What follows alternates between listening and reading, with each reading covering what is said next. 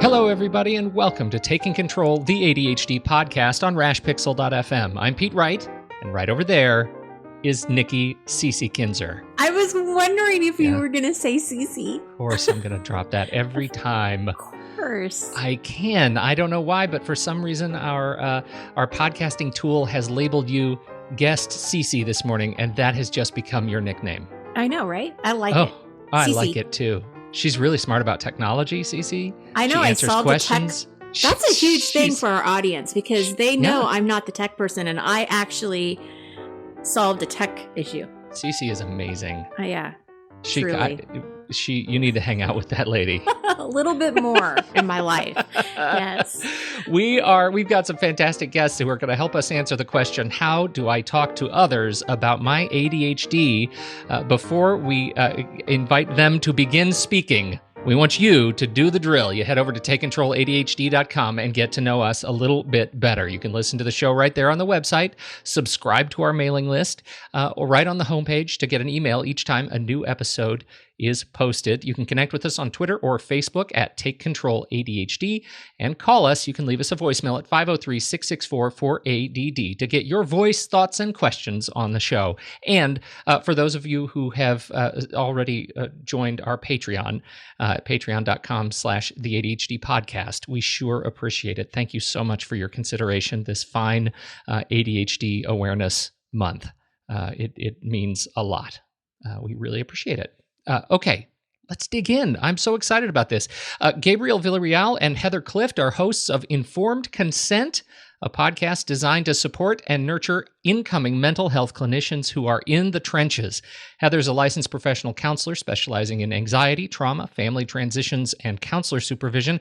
Gabriel is a resident in counseling, soon to be licensed practicing counselor providing therapy at his practice, ADHD Counseling. He's also a coach at his gym, Lost Boys Strength and Conditioning. Both join us from Roanoke, Virginia. Heather and Gabriel, welcome to the ADHD podcast. Thank you for having us with you. Yeah, thanks.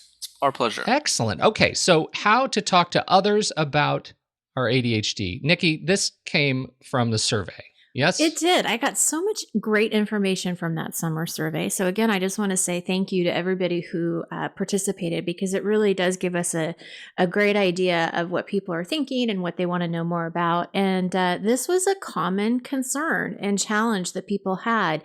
And it really was just how to talk to other people about my ADHD. How do I get people to understand it? And you know, it really starts, I think, because there's so many misconceptions and wrong myths out there about ADHD of what it is and what it isn't. And you know, even just as recent as this weekend, I had somebody ask me why it mattered if somebody got diagnosed later in life. And I just was dumbfounded. I was like, of course it matters. They're still living. Wait.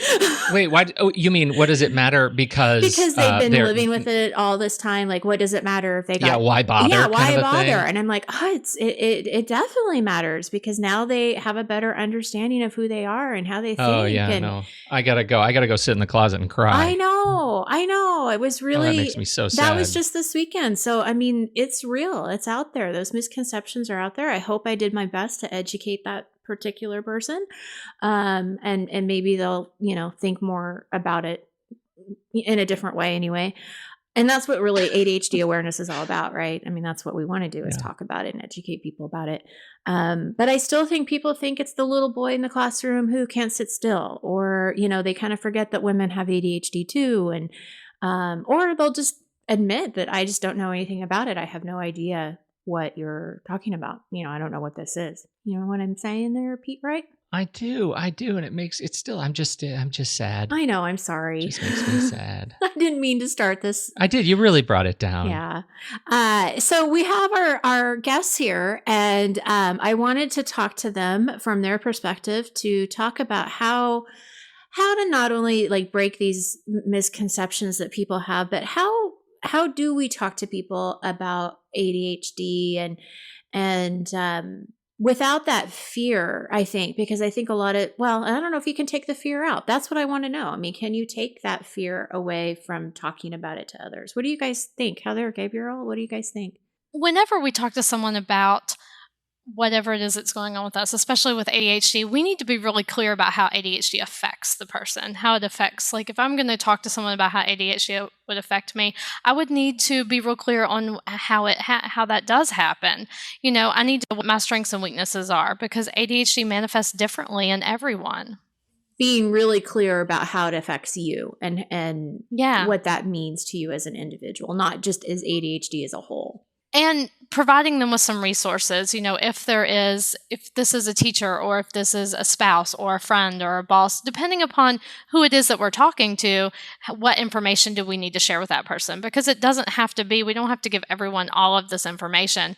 We don't have to have a blanket cheat sheet to tell someone how ADHD affects us. We need to tailor it to who we're speaking to, know your audience kind of thing. That's a good point. Yeah, I mean, I think that's the thing that's so scary about it, right? Is that if you don't, I'm thinking about so many of the questions that come in are, people who struggle with ADHD at work, for example, when they go to the office and they find themselves late on projects, so they're struggling to focus, and they're struggling because they're in maybe an open work environment. That's all the rage right now is just, here, everybody sits in a fishbowl and go ahead and be productive. And it's hard. So people write in, how do I talk to my boss about this? I don't want to set myself up. I'm feeling judged. I'm feeling like everybody's staring at me, and it's creating a really sort of terrifying kind of work environment. So you see where that fear kind of comes from, because you don't want to put your job at risk. You don't want to put your your livelihood at risk, or your maybe your social experience. But one of the things we've been talking about over the last several weeks is this idea that there is a sort of assumed normative baseline when you're talking to somebody who doesn't have ADHD, who isn't experienced with someone with ADHD, that the world around them is what is, quote, normal, and everything else is something that has to adjust to that. And that can make it really challenging when you're coming to the experience of ADHD, and in cultivating an experience of openness. How do you engender that sort of positive relationship with people who you need to work with or experience life with? When I saw what you guys wanted to talk to us about, I was like, oh man, like I don't. For your listeners, I have ADHD, inattentive, and I was like, I don't know how I would. I was trying to think back of all the bosses that I've had, all of the relationships that I've had, and it sort of has just come up. I do know the last job that I had when I interviewed for that, it was just being very upfront. Like, I suck at documentation. I'm an amazing therapist, a really great clinician, but getting notes in on time and doing them the exact detail-oriented way that you want them, you need to have some leniency. But if you want your clients to make some change, then you need to hire me. So I think, to Heather's point, it's you have to know what you're really good at and what you're not, and what your weaknesses are. I mean, let's be completely honest. I cannot think of a situation where you come out to your boss and tell them I have ADHD and they fire you. That wouldn't happen ever. And if they like you enough, and if you do a good enough job, they're going to want to support you to keep you on as a supportive player in the job. So I think when I hear this conversation, what I'm hearing is these listeners that are writing into you, it's all their stuff that they're kind of projecting. It's all their stuff in terms of like, I was really terrible in school because I had ADHD, and that's the case across the board. And it's just not. Well, to your point, I totally agree, and I think that we have a real natural proclivity for taking ourselves to the worst case and making that the only reality that is possible. You know Limiting what I mean? belief, yeah, right. Yeah, right. I mean, that's sort of where we stand. But it's interesting. We have. We have listeners who struggle, not necessarily because they've come out, with their ADHD to their employer, but that their behavior around their ADHD is causing them to get into some trouble. For example, that in their effort to be open, they are not able to stop themselves from writing email. And so they write a lot of email, and their supervisors are being notified that they write too much email and they have to stop emailing outside of their department. They're being reprimanded because they can't stop themselves from this sort of behavior. And so it's becoming a disciplinary thing, right? This symptom of ADHD that they're really struggling with. Is just one example of the kind of struggles that are coming up, and we end up getting copied on these emails and sort of watching them have to figure out how not only to talk about needing an accommodation, but needing understanding from a very large company with very many disconnected pieces. And here's just one person who wants to make the world a better place inside the company, and is doing it so much they need them to stop. It's just the one example that keeps coming up in my head that makes this whole conversation a little bit more scary. Yeah, I think I guess what I hear when you say that is if it is becoming an issue, I think it's probably too late to come out and say I have ADHD. There's an old African proverb that says the best time to plant a tree is 10 years ago. The next best time is today. So I think if you are struggling with when should I come out, when should I let them know that there's this thing that I do that I haven't learned to manage fully yet, that may be something that I want to bring up. And maybe not in your interview like I did. I own my ADHD. I wholeheartedly believe that my ADHD is a strength. So I'm very upfront with that information. But if you're not there yet, it may be a conversation that you want to have later on. But I think the sooner the better, and hopefully you'll be able to gauge how your peers are going to receive that, whether that peer be a coworker or a boss, and just give them the information that they need. You don't need to overload them with, this is everything. This is all the accommodations that I need. It's just in this situation, this happens. And I just wanted to, bring that to your attention. And, Pete, we've talked about that before when we had other episodes about, do you talk about your ADHD with the work environment? And I think that's a kind of a spin that we took on it too, was, you don't necessarily have to say you have ADHD. You can just simply say, I'm not good with the documentation.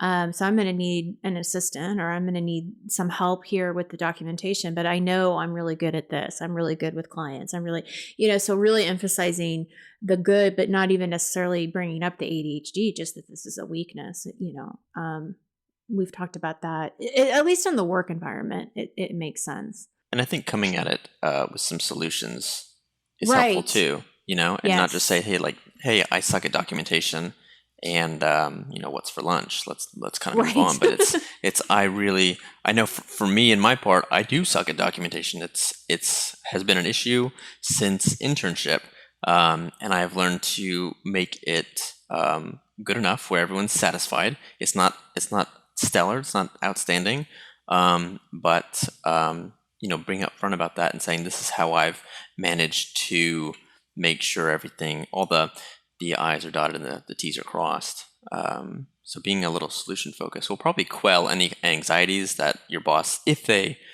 I shouldn't say that it wouldn't happen, but in case it does happen, that their anxieties are kind of put to bed also. So I have a question for people who are newly diagnosed. A lot of times I will get clients that were just diagnosed, I have a client I'm working with right now who just was diagnosed in June. And so it's very new to her, and she's really learning as much as she can about it.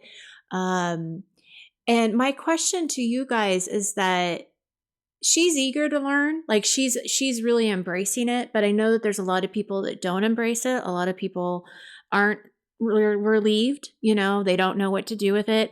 And they may have a hard time talking to family and friends. So I'm not talking about I'm not talking about the work environment. I'm talking about how do I talk to my spouse about this, or my partner, or my kids?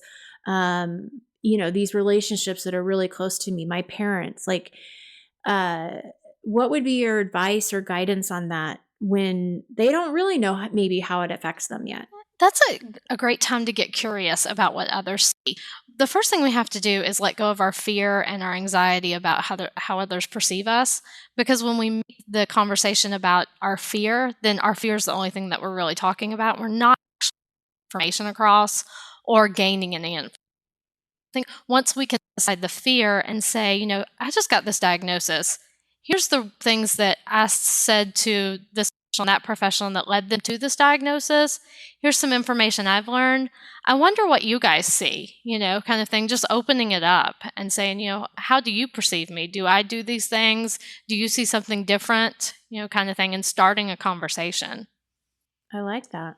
Yeah, and I think the first thing that I do if I do have a child or an adult come in and we do diagnose them as an ADHDer, the first line of, I guess, defense, if you even want to think about it that way, is here's 3 or 4 books. If this doesn't work for you, here's an Audible link for a free month. Go download it and go learn together. Go understand this together. Because if it's a total surprise to the actual ADHDer, it may be a surprise to their significant other or their parents or whoever. And going at it together is going to be a lot easier because then you have someone to process it with. You have someone to laugh like, oh, that's why I do that. Oh, that's why you did that like that one time. And it becomes a collaborative process where everyone is learning together. And if you take it from that approach, I can't see how you guys don't become stronger going about it that way. Mm-hmm. Oh man, that is just absolutely my experience too. Like the world changes once you are sort of allowed to be, or once you avail yourself to being able to be open about your own behavior. Like, and I was diagnosed as an adult too, and I just remember it was like lightning struck. Like so many things become clear, and that, even though the experience of and sort of the cultural reality of ADHD is generally, or the perception is generally negative, it became such a positive and empowering experience because I now had a definition. No, I think that goes a long way. Even just having a definition. I think at the beginning of the episode, you guys talked about kind of explaining it to your coworkers or to your bosses. I think as a general rule of thumb, I assume that people either A, have zero information about ADHD, or they have incredibly wrong information about ADHD. And I think I can kind of make that assumption by working in the mental health field and having clinicians that don't know what they're talking about. And parents who maybe have ADHD that still don't know what they're talking about.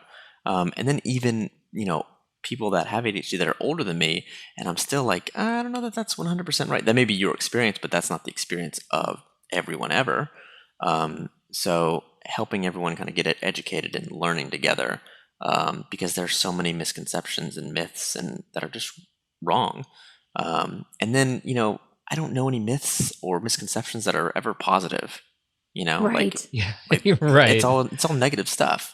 And you don't want to carry that that misinformation baggage with you for the rest of your life because it's wrong. Well, and I think it goes back to what Heather was saying too, really understanding how it affects you because it does affect everybody differently. And so I think having, like you said, that conversation too, that it's not one size fits all. It's going to be different for everyone.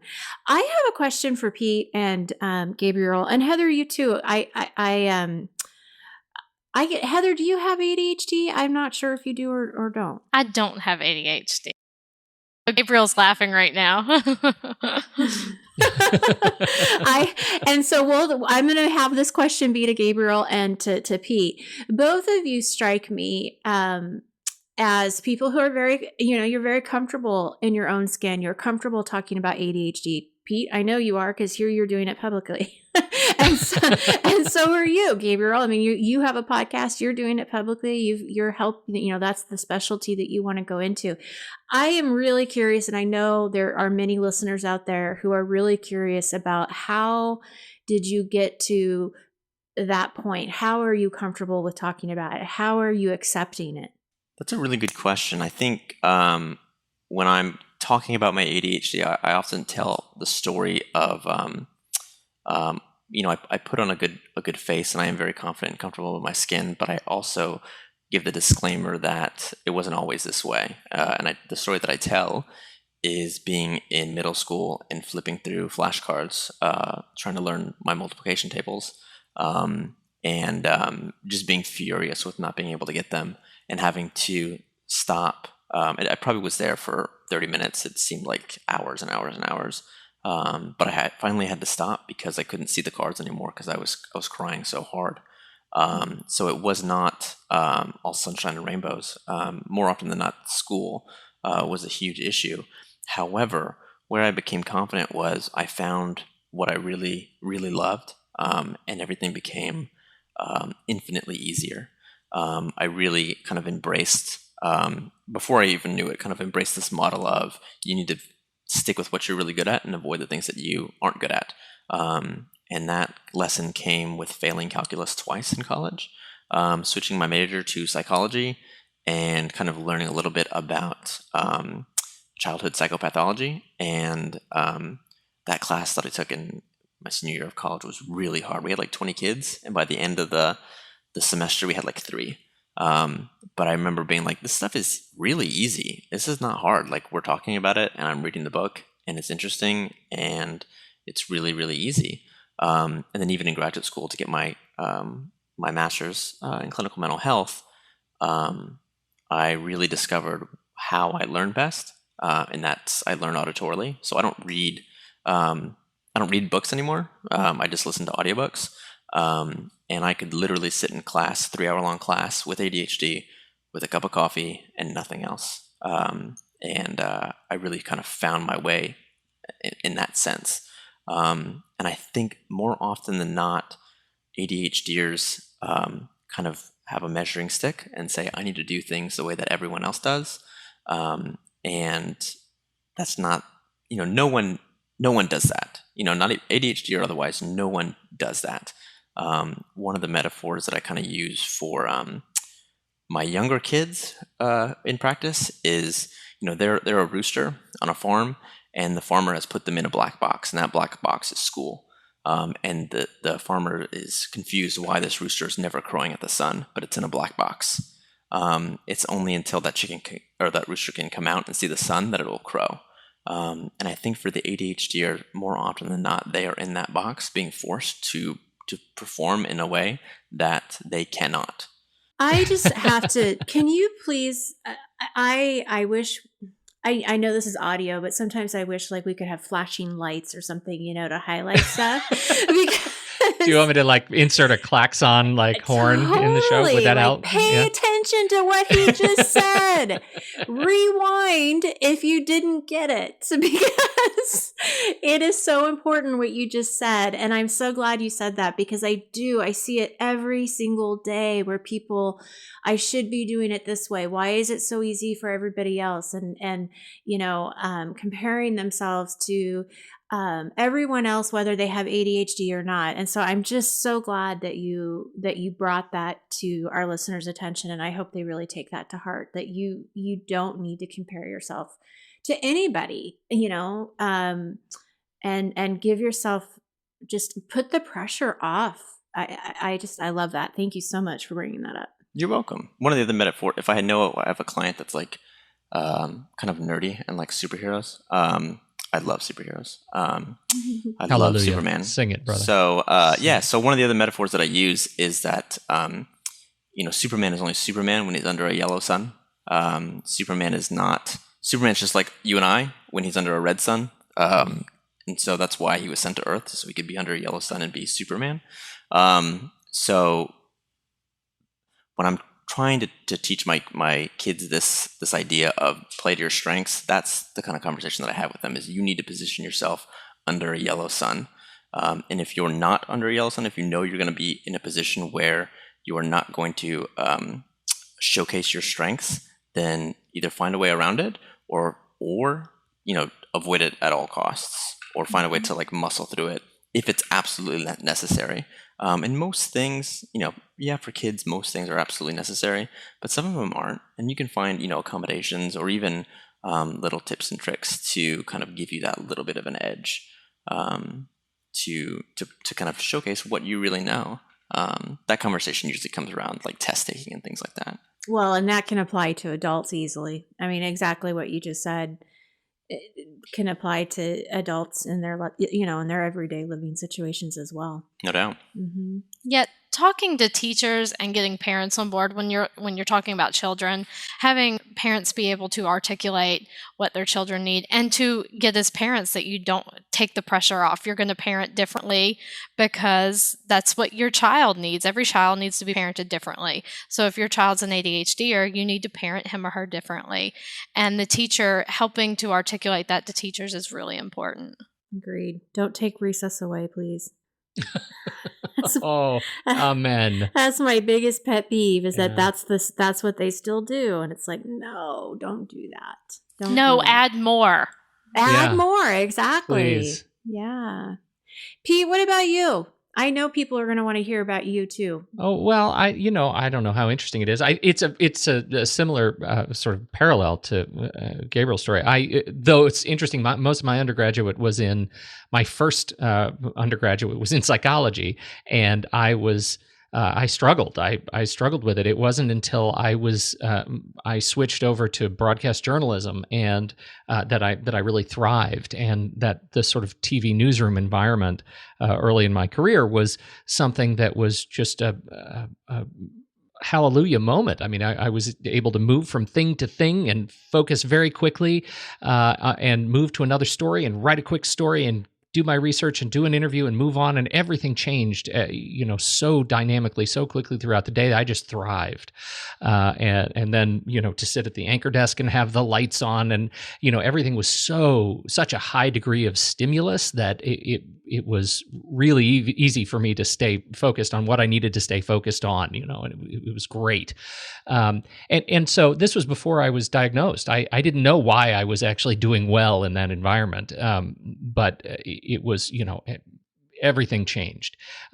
And I think that held until I was diagnosed, accidentally diagnosed in marriage counseling, when the therapist said, you guys are fine as a couple now. Pete, why don't you stick around and talk about ADHD?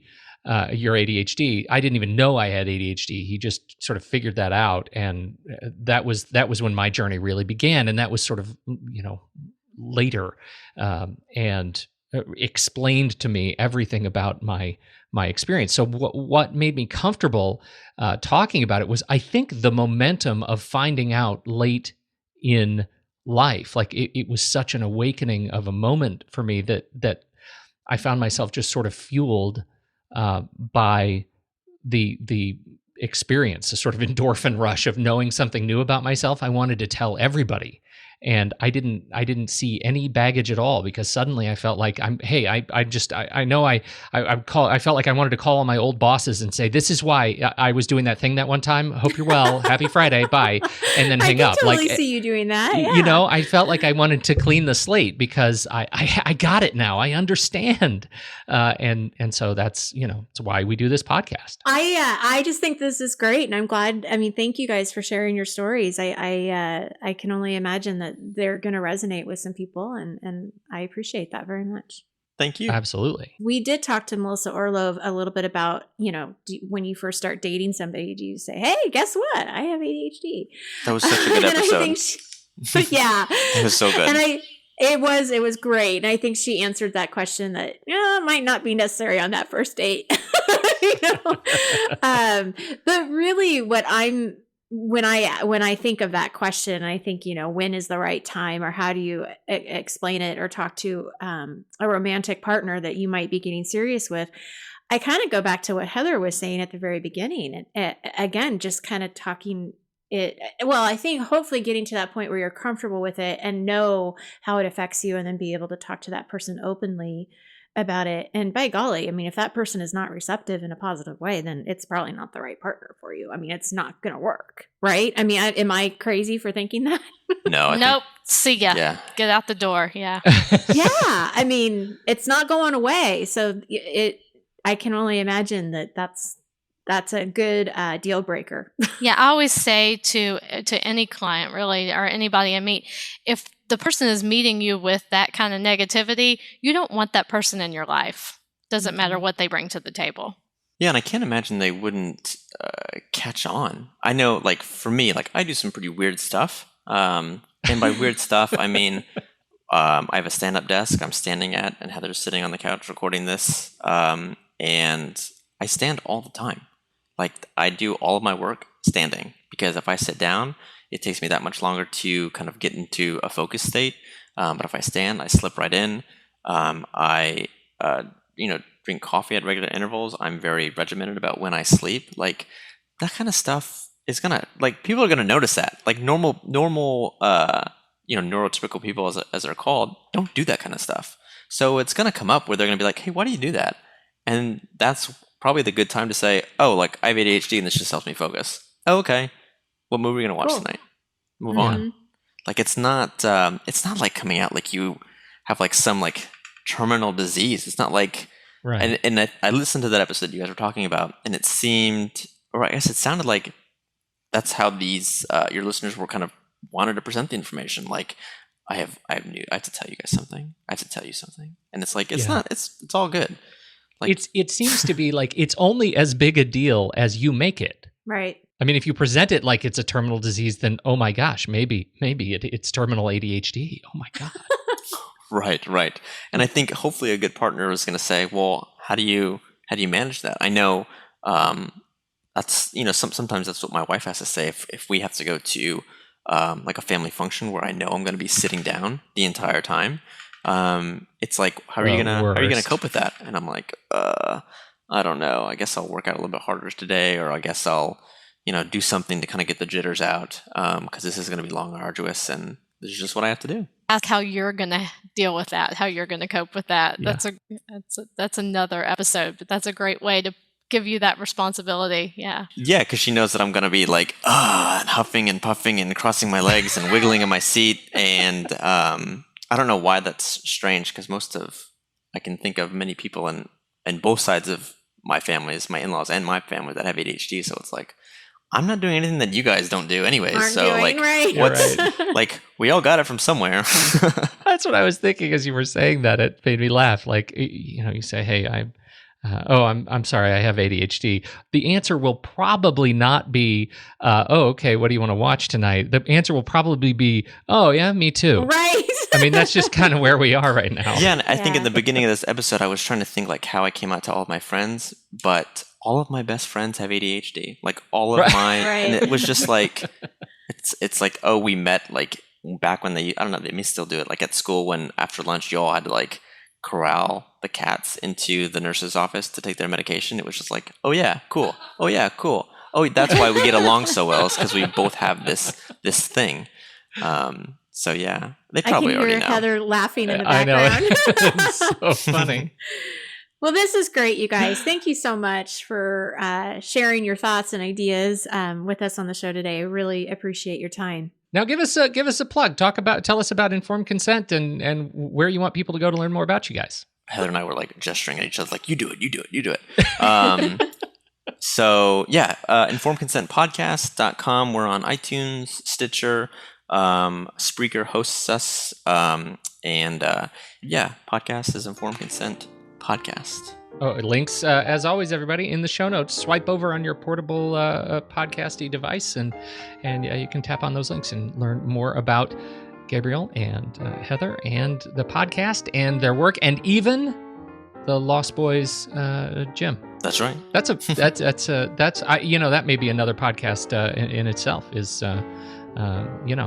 exercise. The role of your workouts in your ADHD. Yeah, we could talk for hours. We could talk for hours. It will be another podcast. Yeah, and wait for that podcast, because you won't finish this up. Well, thank you everybody for downloading and listening to the show. As always, we appreciate your time and your attention. On behalf of Gabriel Villarreal and Heather Clift of the Informed Consent Podcast and Nikki Kinzer, I'm Pete Wright, and we'll catch you next week right here on Taking Control, the ADHD Podcast.